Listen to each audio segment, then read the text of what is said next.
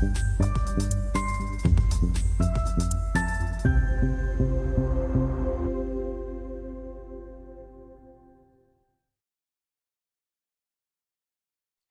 Internet friends, and welcome to the Dana Show, where we BS about business and branding. I'm your host, Dana.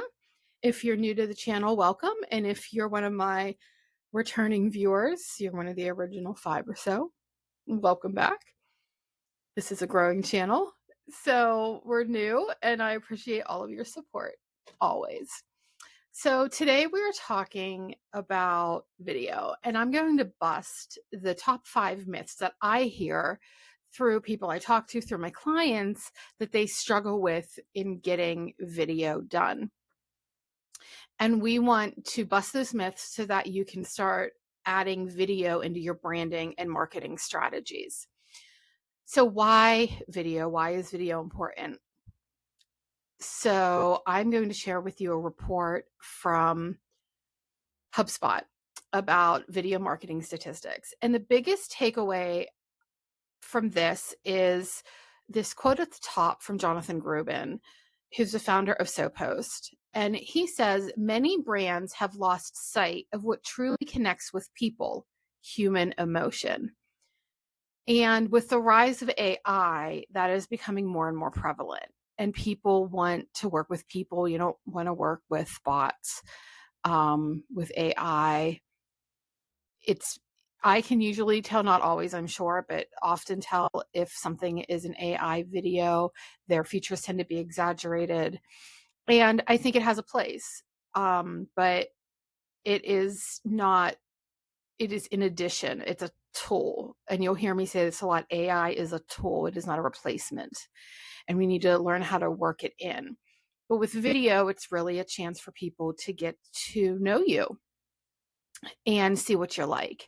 And I've heard from more than one client that when they first saw my video, a video of mine that I did, and then they met me and we started working together, and they commented that I am just like how I am on the video, that I, not in their words, but to paraphrase, authentic, which is what I do strive for. And that was really refreshing to hear. And I was really glad to hear that.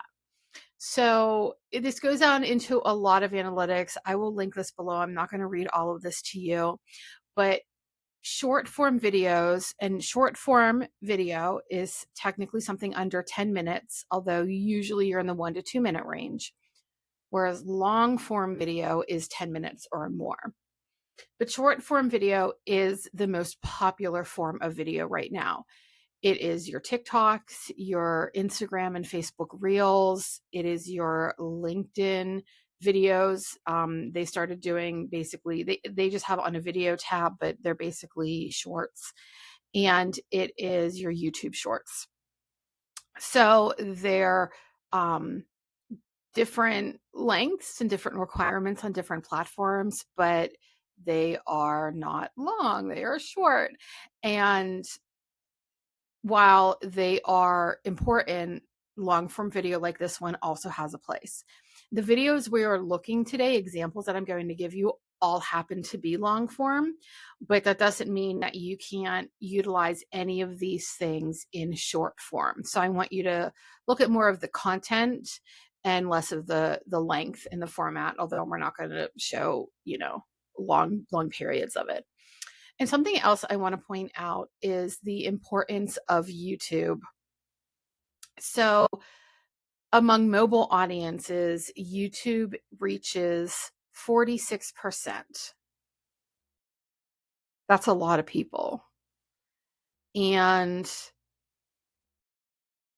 you want to reach those people, right? Most people, actually more people are viewing, it's not on this report, but I've read that more people are actually watching YouTube on their televisions. And I actually asked my students in one of my classes this. I am an adjunct at Point Park University, and I was surprised at how many of them watch YouTube on their TVs. I was really surprised. So that is your Gen Z right there. So they watch instead of watching television on television, they watch YouTube on television, in addition to other things, of course.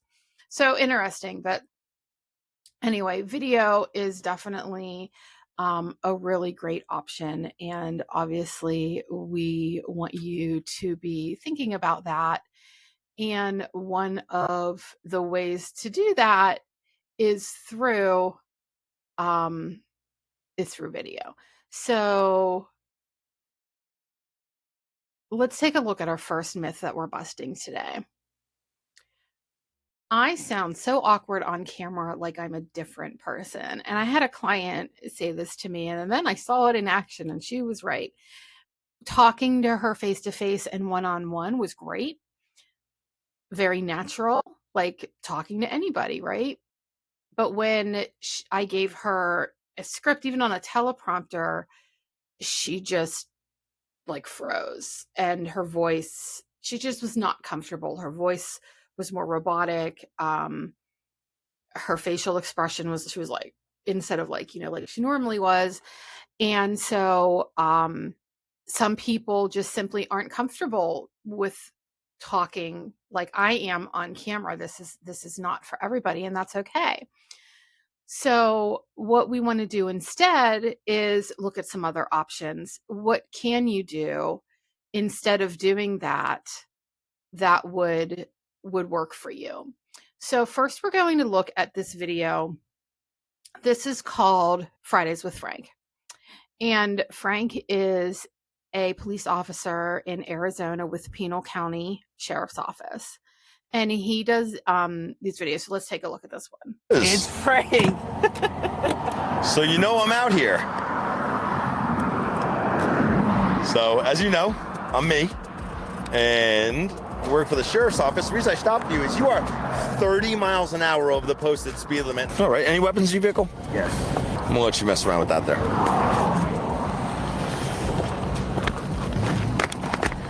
I'm just gonna grab that just for the duration of the stop. Sure, appreciate it. I'll tell you right now, it should be. So in running a check through. Okay, so up until this point, we were just watching Frank doing his regular job. He does put in these pieces, but you don't have to, where he talks directly to the camera while he's also doing his our job. System. So I'm going to fast forward a little bit to this one. I think today. Do you know how fast I got you on radar? Oh my God, please tell me how fast. Oh, I'm going to. Please don't tell me that. Oh, well, I locked you in at 59. Really? And that was after I saw you at 63. Okay, I was just trying to hurry to get to... I can tell, but the speed limit here is 35, so you're at a criminal... Is that at 45? It's 35 all through town. One of your citations is failing to report your name. Hello, citizen. You can't... I love that part. Like, hey, Frank. People know Frank around this area, and he's become very popular. So this is an example where you don't have to be speaking to the camera. The camera is there. It is just recording you as you're going about your day-to-day business. And the purpose of this video, it's a public relations video for the Sheriff's Office. And it's very popular. They have 1.18 million subscribers to their channel. And this particular video got 963,000 views in the past year. So they're doing okay with this. These have become very popular. And a big part of it is Frank's personality. And he is comfortable when he does talk to the camera. But what I want you to take away from this is this is the type of thing that you can do.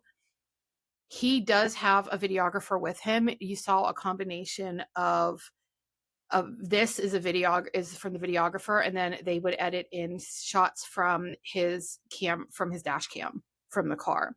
So they did a little editing.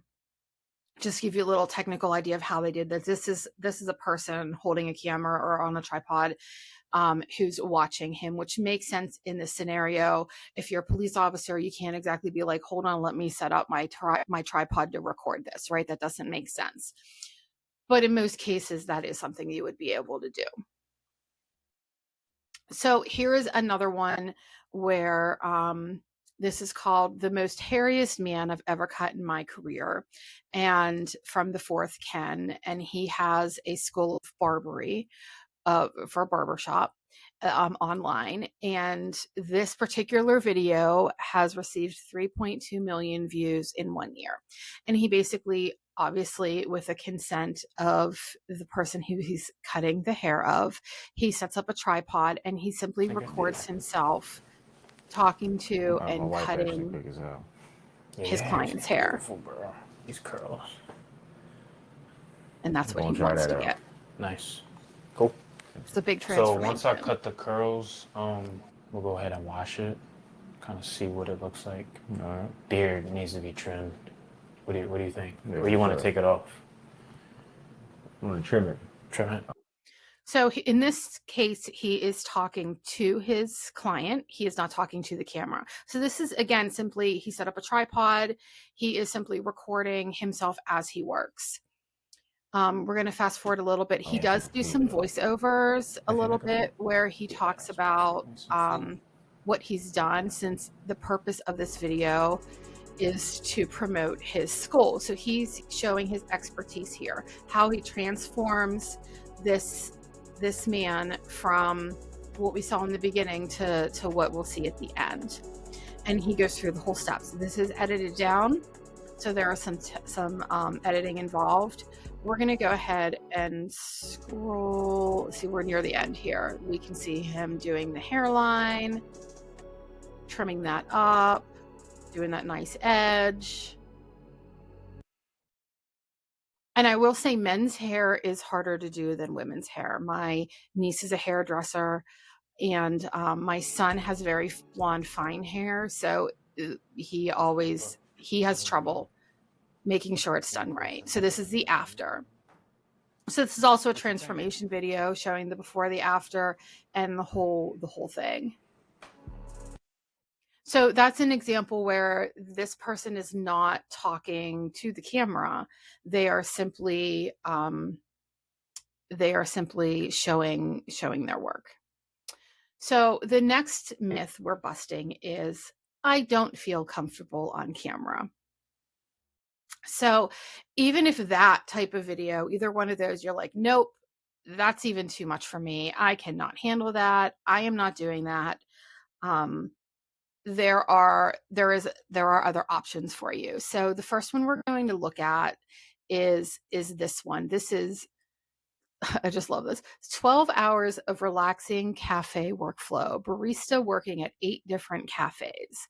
So this has received 778,000 views in 1 year.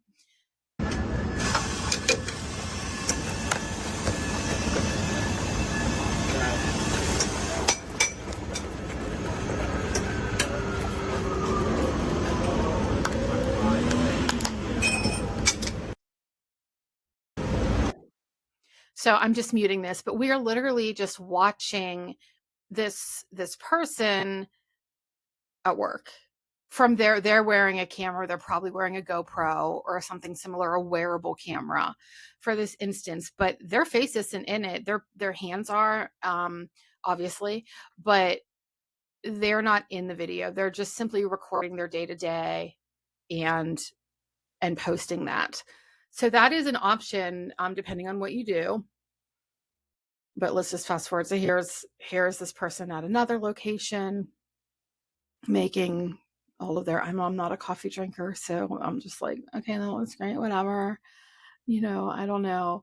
But there you go. So you're getting this behind the scenes point of view where they are not required to be in the video. So another one, and I will tell you, this one gives me a little vertigo at times. This is a roofing video, and oh shoot, I hit the wrong thing. Let me go back. This is a roofing video, and let me unmute.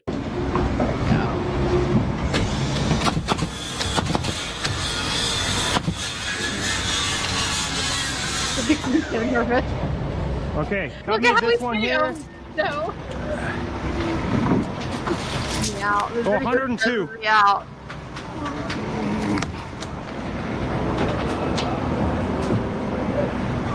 Oh, he's just like handing it up. No.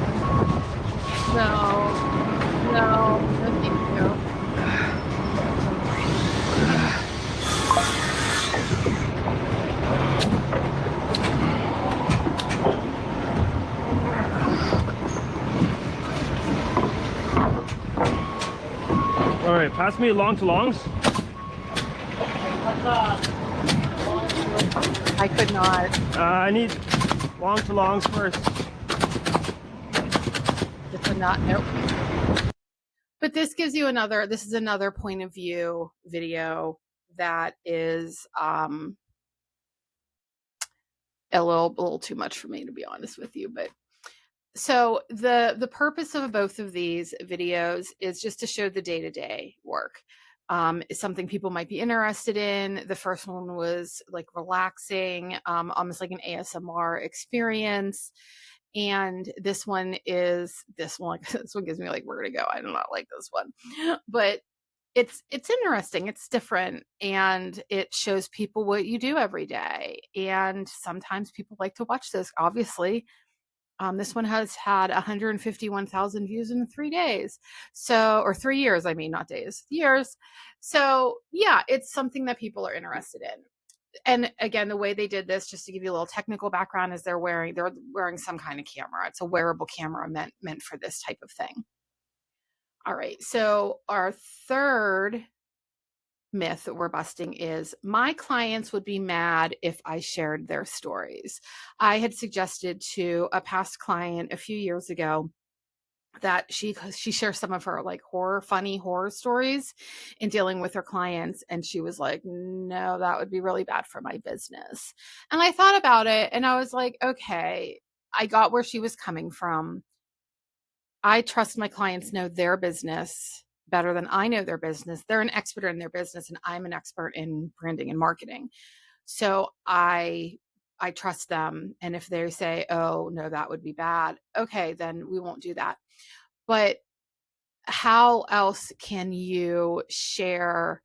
What else can you do videos about if you want to be on camera like this, but you don't want to share client stories? So a great way to do this is a video like this, or this is the lawyer you know. His name is Peter Trakos. And he is a practicing trial lawyer. I believe he is civil. I think they do a lot of accidents, and he's really great. He does a lot of videos. So in this one, happened in Indiana, Marion County. That's why we're in Marion Superior Court. The parties, who's involved? They're talking about Mark Sanchez and Fox being sued. I'm not a sports person. I don't know anything about this, but this is what he does. He'll bring up the docket, he'll read it, and then he'll explain things from a lawyer's point of view. So let's listen to a little more. First, we have the plaintiff, Perry Toll. He's an individual residing in the state of Indiana who was the victim of the action described herein. The defendant is Mark Sanchez, hereinafter referred to as Sanchez, is an individual who, upon information and belief, resides in the state of California and was involved in the incident described herein. Number 4, Fox Corporation is a foreign corporation that, upon information and belief, is incorporated in the state of Delaware and is the employer of defendant Sanchez. We're not going to talk about how corporations, why they incorporate in Delaware. It's a very normal thing for these corporations to be there, not in California where a lot of people think it happens, but we'll get into that maybe another day. So, okay, here are the factual allegations. Defendant Sanchez is So he's going to go through the allegations and then he gives his point of view on it as a lawyer.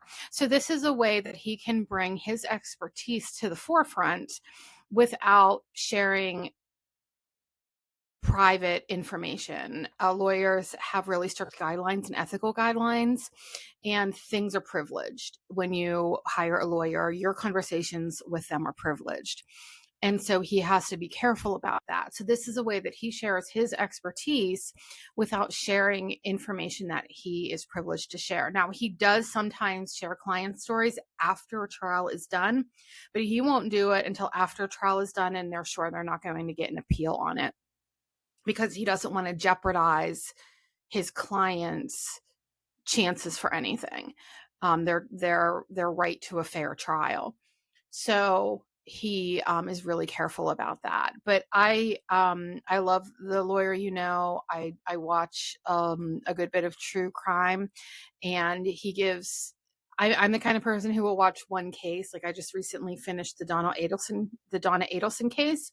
And actually today, as I'm recording this on Monday, the October 13th, they just sentenced her today. So I was watching that earlier, and I will like to watch that. I will watch it live with one YouTuber who we're going to see next, and then I will watch it with another YouTuber who is not a lawyer, and then I'll watch it with Peter to get a lawyer's point of view after the fact. So I like the different points of views on different things. And of course I can't do that for everything because, you know, I have things to do, but it's really fun to be able to do that. So the second person, this is Emily D. Baker, and she is also a lawyer, but she is no longer a practicing lawyer to my knowledge. She, I believe, does this YouTube channel full time.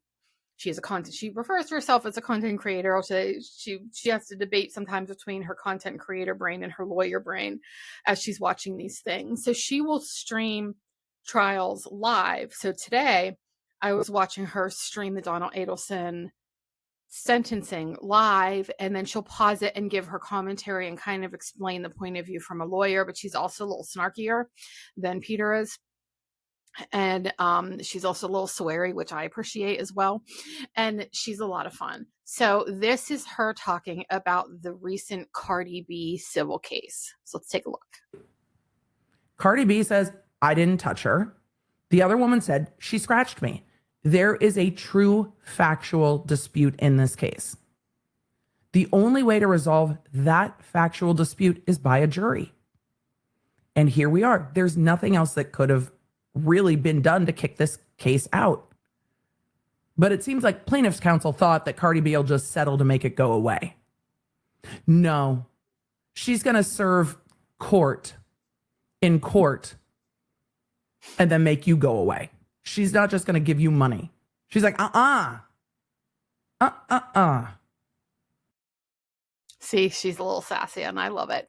So Emily at this point is a content creator, but she could be doing this also to promote her law firm or something like that. She may have started that way, but she's been so successful. She does this now. And it's a lot of fun. I really enjoy watching her videos. From a technical end, the way both of those are done is very similar to how I'm shooting this. They probably have either a separate camera or a camera. They're using their computer's camera. I'm using my computer's camera. A lot of times these bigger YouTubers will dedicate a camera just for the purposes of recording because it's higher quality. They'll probably have better lighting, things like that. I know she mentioned she has a couple of different lights.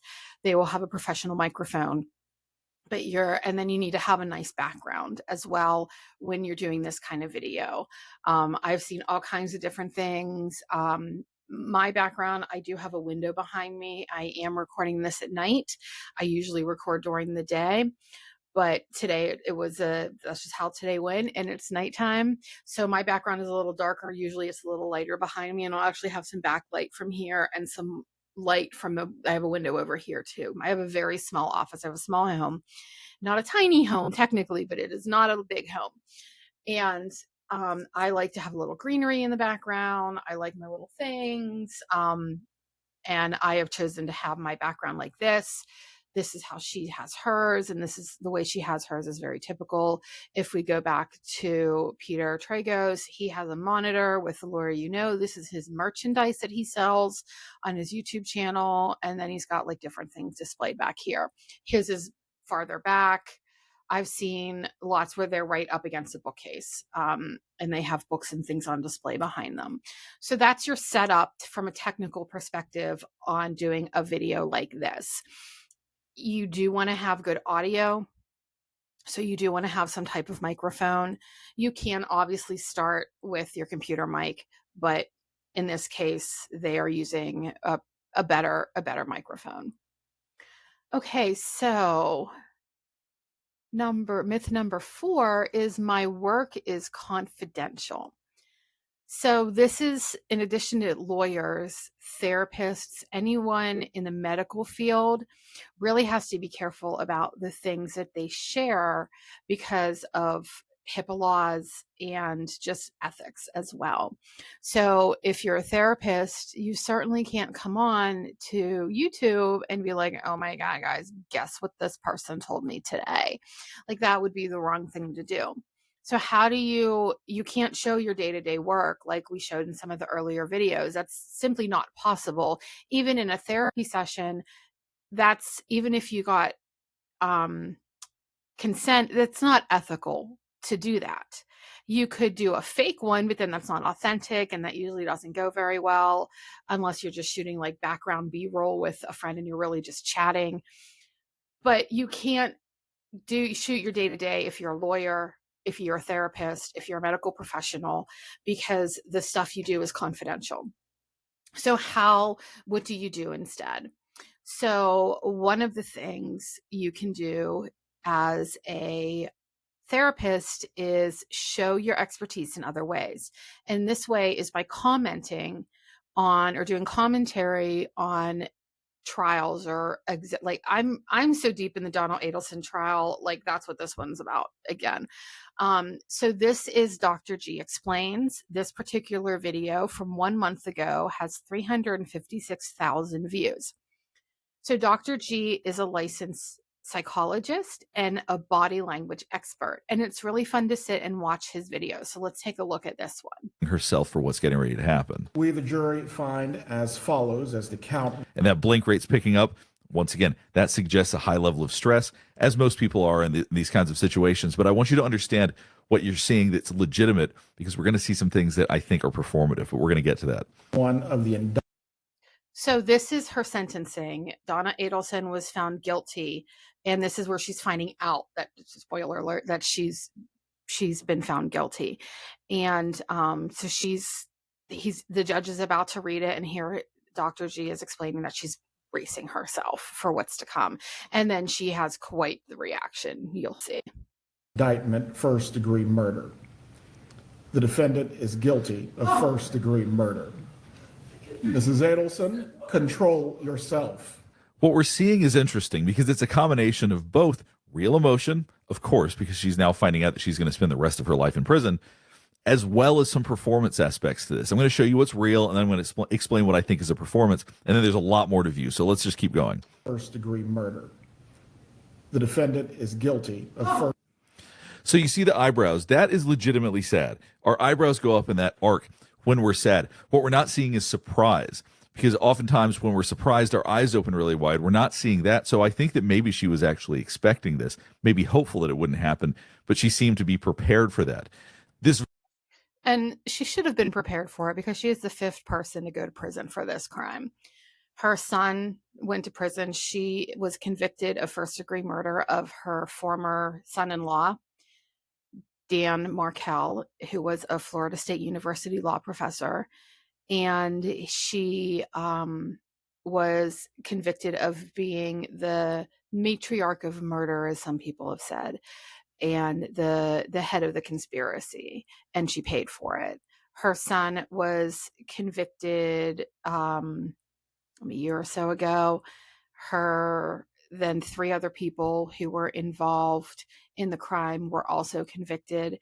So she should not be surprised. But I really love how he is sitting there and he breaks it down and shows you exactly why, this facial expression means this movement means this. And at one point her body goes like this, and it looks like she stomps her foot. And I hadn't realized that, because I'd watched this live. And when I went back and saw this video with Dr. G, I was like, oh, that's what that was. She's like stomping her foot like a toddler. She was angry. She's still angry. I watched the sentencing today. She is not happy. She is not happy, and it's everyone else's fault but hers. She's innocent, according to her, but not according to a jury of 12 of her peers. According to them, she has been found guilty. So this is another therapist. Dr. Patrice Berry is on the bottom here. And she does have her own show where she talks about a lot of different things. She is a licensed psychologist. In this particular one, and one of the reasons I picked this one is because she's participating in a panel with Paul in the upper left from Reporting Live from My Sofa and Kathy from Gossip, Rumor, and Innuendo. And they all three cover true crime. So in this particular episode, they are talking about the Sarah Hartsfield trial, and they're doing a recap, and the three of them are discussing it together. The three of them have discussed it separately on their own channels. But this is a nice way that she's able to share her expertise with a broader audience, and also in a little bit of a more conversational way than like I'm just talking to my computer right now, with the hopes that you will be watching it in the future. But she's interacting live with other people, and that's even more genuine when that happens, because you really get to see someone's personality, and they ask her a lot of questions. They want her expert opinion on the psychology behind some of the things that people do. So let's take a little bit of a look at that.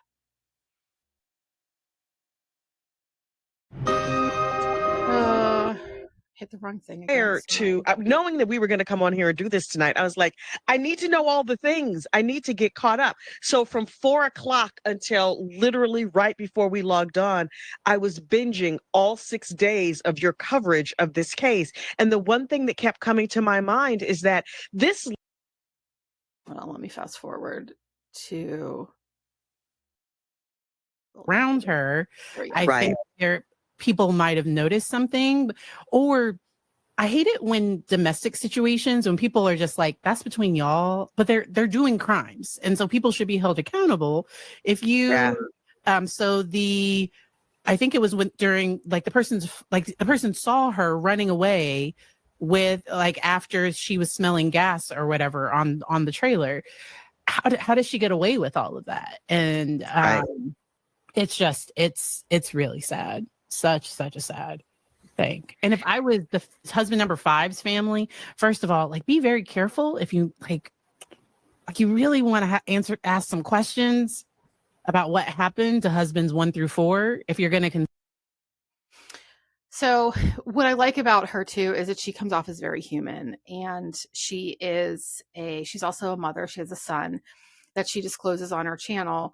But she's very careful about what she shares about her son. And she will share some of her parenting philosophy, and she might share a story about her son, but they are things that aren't deeply personal that would perhaps embarrass him down the road or even today, which I think is very thoughtful and considerate of her. So that shows a way that she's able to show her expertise, show her humanity, make that connection with people without having to disclose things that should not be disclosed, that should be confidential.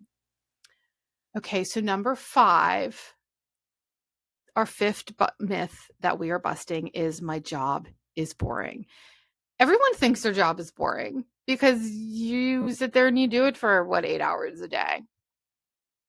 So I have a couple of videos that are going to show you how your job, I don't want to hear that your job is boring after you watch some of these. So this first one is a landscaper, and we're going to watch him just at his job doing some things. That's for a little bit. There we go. So he's cleaning up his yard. This is a little ASMR. This is sped up a little bit.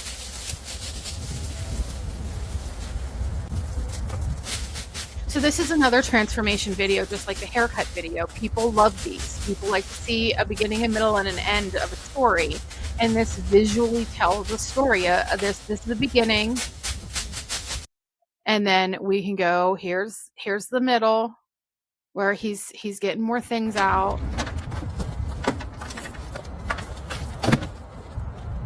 And he's showing some more work. I don't know what is that, a leaf blower? Oh yeah. So he's doing some more cleanup on the street.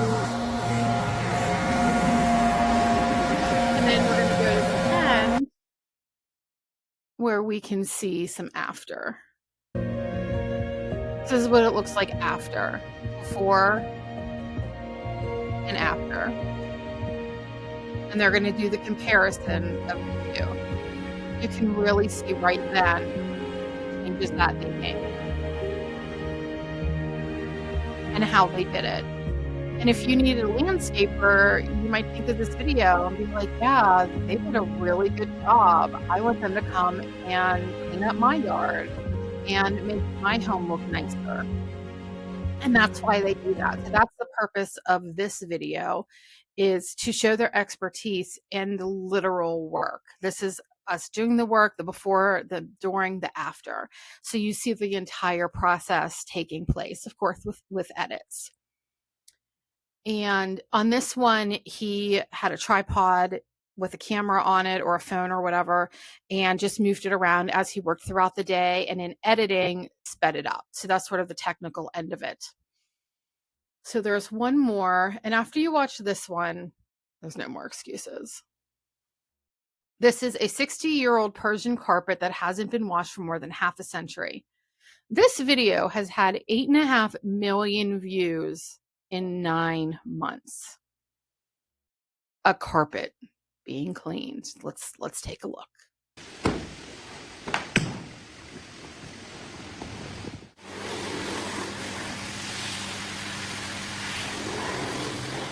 It's so much dirt. This is sort of a little preview compilation that they do at the beginning. Look at all, oh my gosh, so much dirt. You can start actually seeing the design now. And then they're going to start at the beginning. And from the very beginning of them bringing the carpet in and literally rolling it out, and they're going to walk through the entire process. So I'm just doing a little fast forward. So that's how it looks. And look how filthy this thing is. Oh my, I don't even, like, I don't know what happened in 60 years, but it was messy. And then they just start, I think they turn it over. I think they said it, rolled it over. And then, so here they do a caustic soda solution. So I like that they kind of put a caption up there. But they're just recording their day-to-day. They're not even narrating or talking to the camera. In this case, they've just popped up some text, which is an option for you to do. A little ASMR for us all as well. So they're thoroughly wetting the carpet. And then this is a little bit of what we saw before. It's just wild to me. So this video is 40 minutes long. 8.5 million people or views. 40 minutes for this video. Everyone hasn't watched every minute of it, but yeah. So I can pretty much guarantee that your job is not as boring as having a carpet cleaned. So I don't want to hear that excuse anymore. Okay, you are out of excuses. But everyone tends to have one more reason why they say they can't do video or they don't want to do video, or so they don't have, whether it's time, skills, or money. So let's take these one by one. And I'm going to go ahead and stop sharing that. So first of all, time. It does take time to do this. I do recommend you start with shorts instead of doing a long video like this. You start with shorts and you record yourself during your day-to-day. So if you're a hairdresser, record yourself cutting hair. Set up a camera on a tripod and hit record and see what you get later. You can also do before and after. You can do, if you don't want to record the entire thing, maybe your client isn't comfortable with that. They're usually comfortable with a before and after. So do a little video of them before and a little video of them after, and you have a nice little before and after. It literally just takes seconds. And then you could even compile a bunch together and do like your whole day's worth or week's worth or whatever, however often. If you're a landscaper, you know, just do a little reel of you doing some work in someone's yard before and after. Again, people love the transformation. I think we all strive to be better versions of ourselves. And I think that's why we like this transformation videos so much. Even if it's just a carpet being cleaned, it's symbolic of like where we are, where we want to be, and getting there. So time is solvable if you start small and start building it in. You do not need to go this way right away. I didn't. I practiced with a lot of different formats and different versions over the past year and decided this is the one that I want to stick with. And so that's why I launched the show now and not a year ago when I launched my business. I spent that year trying out different things, and sometimes that's what you have to do. And then I will take this long video and make shorts and use that to promote this as well. So if you feel like you don't have the skills, again, you do have the skills. You have a smartphone. I can almost guarantee you have a smartphone. All you need is an arm. You have that too. Most of us do. And record. That's it. That's all you need to do to get started. Now, if you want to do some of those other videos because you're not comfortable with things, this is my favorite tool. It's a little tripod. It simply opens up like this. It weighs like less than a pound, maybe about a pound. I can do a video horizontal or it turns, so I can do vertical. So I can do the short form videos this way. And then the bottom opens up. It stretches. The bottom always sticks a little bit for me. It's always getting that bottom open. But once you do, there we go. Haha, I got it. Whoops. Mess up my mic. So you set it up, you stretch this out, whatever length, height you want. And then what I like, it also has a remote that Bluetooths to your phone, so you can remotely start and stop it. You can also use that to take photos if you wanted to as well. And then it just nicely folds up into this and you just throw it in your bag. And it's really nice to have on the go. Sometimes I will use it in my office if I'm doing shorts, because I do the long form on the computer, but I want to do the shorts in a vertical format. So I will do that on this tripod, and I can just set it here and still have my other things. So that is, I guess a tripod's not a skill, but it is a way to help you record your video to become a little more skillful at it. With editing, pretty much every format, every platform has an in-house editor that's free. So TikTok, Instagram, Facebook, YouTube, all have those already built in. You can also use a free version. Canva has editing in it. Editing is not that hard to learn. It is so much easier than when I started. When I graduated from college with my undergrad in 1999, and I studied video and television production. And what we called nonlinear editing, which is what all editing is now today, was brand new. So that was something that we were learning in school, but wasn't the standard yet. Well, now you have an editor in your phone. Even if you go to your phone app, your photo app in your phone, and you go to record a video, you can usually shorten it there as well. What I like about Canva is it will let you take a piece out of the middle and delete it. So if you like mess up in the middle, you can just kind of cut that out and drop it. You can add texts and all those kinds of things. The way I'm recording this video is using Riverside.fm. They have an app and a website for the computer and for the phone, the app, and they have a free version. And I like it because it's easier for me to share my screen and to invite guests in, which I'll have in the future. It's so much easier to do that than using Canva. Canva is better for other things, but I can also edit and everything in here as well. So those are free things that you can get that can help you with your skill set. You can do this. You can also, if you choose to, hire an editor. If you want to work with somebody, find someone who can do reels for you and sit down with you in an afternoon and record 30 reels, edit them to you, and then you have a month, 2 months, depending on how often you publish them. That's always an option too. That does cost money, obviously, but if you are short on skills, you can pay someone to fill those in for you as well. And then the last one is money. And again, the more you do yourself, the less expensive it is. There's so many free tools or near free tools available to us now. The way I shoot this is I have a ring light up here and you can see the reflection in my glasses. I just have it hanging behind my camera or my computer camera. I record this on my computer. And then I have a mic. This is actually a lavalier mic that attaches to my phone. And because I have an iPhone and a MacBook, it connects so that I can get good audio. You don't have to do that, of course. All of these things were low cost. I think the microphone was like $15. I think the ring light was like probably 15 or 20 because it also came with a tripod that also has a phone holder, which I have right here. So you can attach your phone right in the middle of it if you want to. And I've detached it. And it has the tripods, it has everything.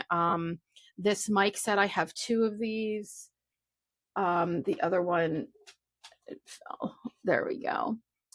So if I have a guest who I'm with or someone I'm doing a video with, I can have 2 and they both attach to my phone right here.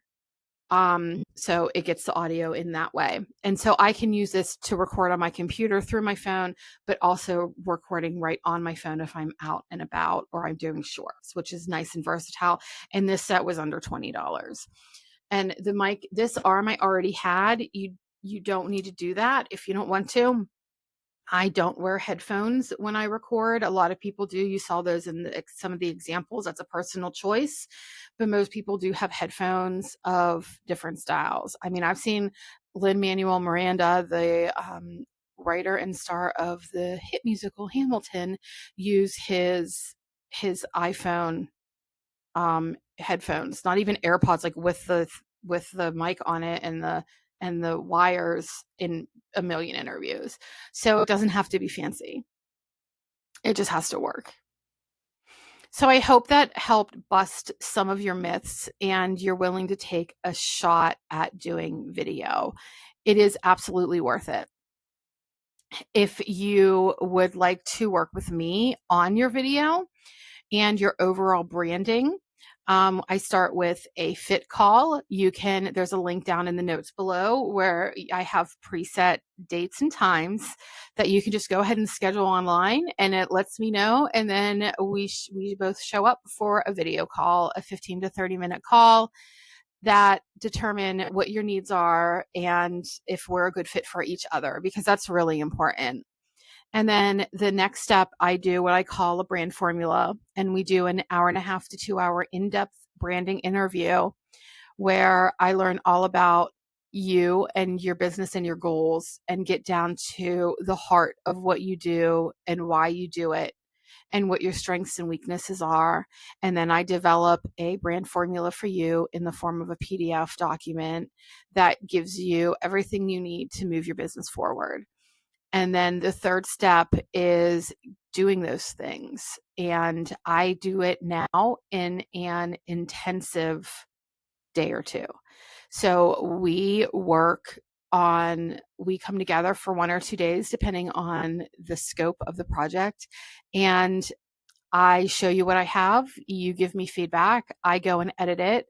And we do that until it's approved and published. So if you need a new website, if you need some videos, if you need business cards, if you need your social media overhauled, you need all new profile copy, you need new bio, header images, all of those things, I work on those ahead of time. And then when we sit down, you review, give feedback, I edit, and then we keep going till you approve it. And the more you approve, the faster it goes, the more you get done.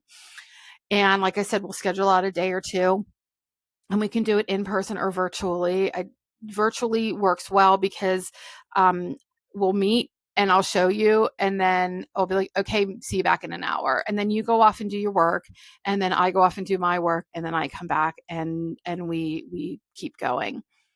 It's very efficient and it gets it done so fast. And it takes a lot of that guesswork out of it. You don't overthink it. You don't overthink it because you don't have time.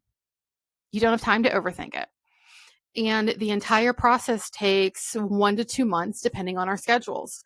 So if we were to do a fit call tomorrow, we could do the brand interview in potentially, let's just say a week. Sometimes I can do it the next day, depends on what my openings are. And then let's say a week later, so we're 1 week in, and then 2 weeks later, I give you the brand formula, 1 to 2 weeks. So we'll just say we're 2.5 weeks in now. And then 2 weeks later, so we're just over a month in, or right about a month in, and we do our intensive day or two. And then you're done. Everything's done. And it's amazing. And you don't have to wait. It's just, it magically gets done. I love it. It's so much fun. So if you're interested in working with me on any of those things, you can email me or comment below. My email is dana@danaschulte.com. The website is danaschulte.com. All of those links are going to be in the notes below. And I look forward to next time. I have some guests lined up that I'm really excited to share with you their stories and about their business and their branding and where they've been and how they got there and where they're going. So if you're interested in being a guest, also let me know, because I'd love to have you on the show. See you next time.